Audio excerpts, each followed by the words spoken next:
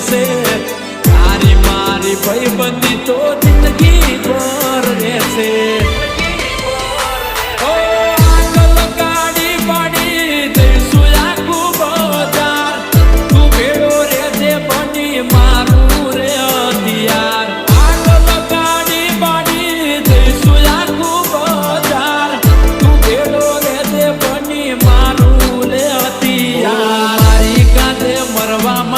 તૈયાર થઈ જા